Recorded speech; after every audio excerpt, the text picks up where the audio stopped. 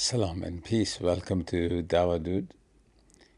Today I'd like to share in our Polish or Dawah Gems collection. It's one of the best Dawah argument Ali Dawah made actually. I think this is one of his best argument I have ever come across. He's very, his Dawah style is very unique, and I like his Dawah style.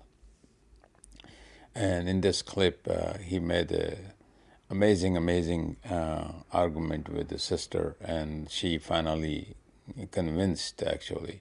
So and if you have not subscribed to my channel, Dawah Dude, please do subscribe, and you can leave a comment, share also. This clip actually, which I'm going to show you, will find also in Ali Dawah and SF Dawah, these two channels. You can subscribe them. There's a huge collections of videos there. And let's see, without any delay, I will play for you.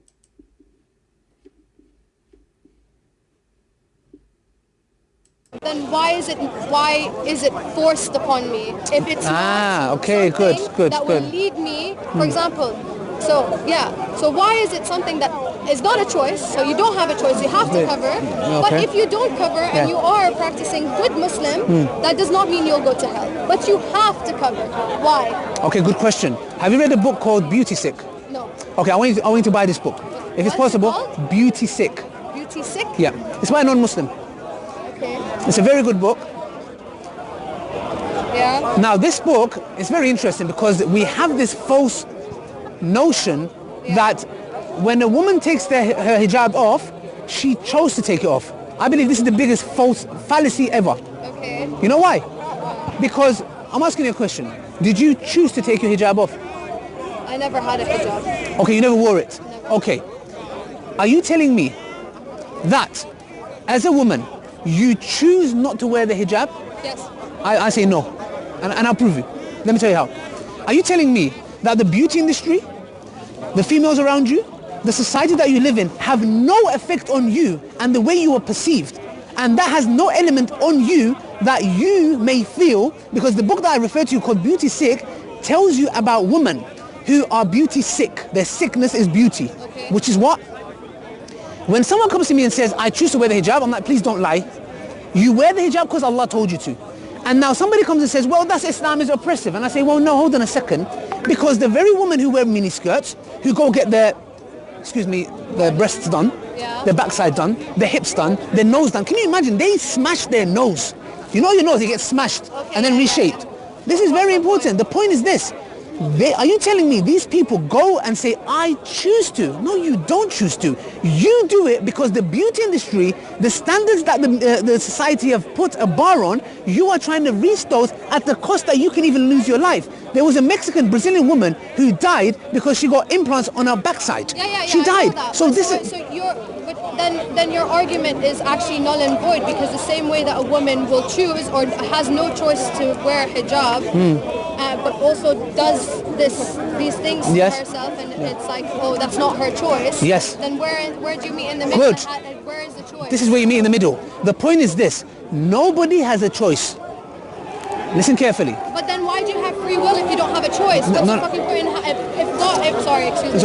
So why has God, okay, so your argument here is telling me that God gives you free will and allows you to have free will, but you do not have a choice. Okay, let me explain. In any matter. No, listen to me carefully. You have free will.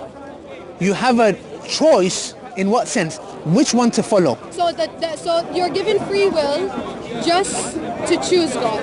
No. Listen, let me explain. Let me explain it. No? Let me explain it. Okay. For example, both of them don't have no choice. The one who goes and gets her nose done and has makeup and can't leave the house without makeup, being in front of the window for 2 hours, etc. Okay, and the woman who wears the hijab, they are both told to do so. One is told to do so by the one who created her. Thank you. Now, 1 second. This is where it's crucial. Okay. Which one is deserving of being listened to? The one who created you or society? I mean, if you believe...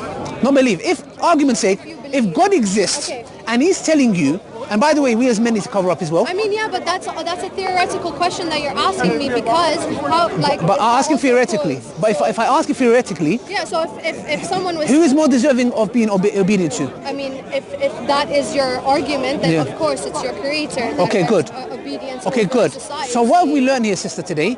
Both individuals have no choice. They are both told to do something. Okay. One is from the creator, one is from the creation. Okay. This is where I accepted Islam, because I said, hold on a second, and I'll give you this personal story. I used to have a jumper like this. It was a black one. Okay. I thought I looked really handsome in it. No, I genuinely thought I look very good in this jumper. I mean, I think I look very good. Maybe some people might differ. And I used to hate the jumper. It used to make me itch. When I used to be in the club, I used to itch, Bob. I just hated it, but I was like, no, I look good. Yeah? I said to myself, you know what? I'm the biggest slave. This is my master. This jumper is my master. It's like girls who walk into clubs with this much heels and they have to take it off in winter and it's freezing cold. Have you ever stood on pavement? Bruv, when I look at them, I feel the pain. I feel the pain. And the thing is, I'm like, that is your slave. And just as me, when I was getting a jumper or driving a certain car or going to the gym, I'm not saying you can go to the gym for health reasons. You're basically saying you'd rather be a slave to the one who created me. Than me than exactly. You know why? You know why, sister? Because the creation is never going to be happy with me. When I die, they're going to backbite me. They're going to talk bad of me. The creator is the one that's going to be with me. He's the one who created me. He deserves my worship. Why would I go and try to please a group of people that are never going to be happy with me? And the one who created me deserves it. And guess what? Once I became a slave to him is when I found my true freedom.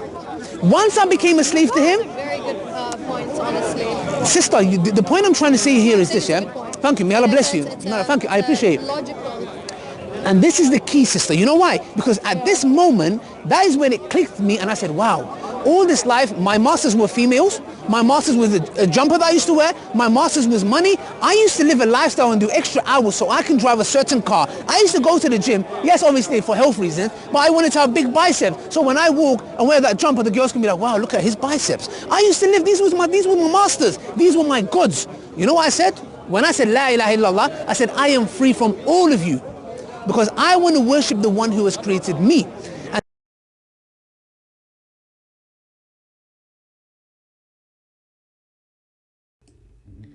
This is amazing, actually, and he drives the point towards the worship the creator, not the creation.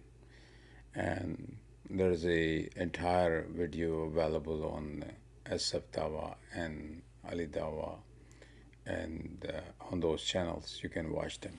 Okay, Jazakallah khair.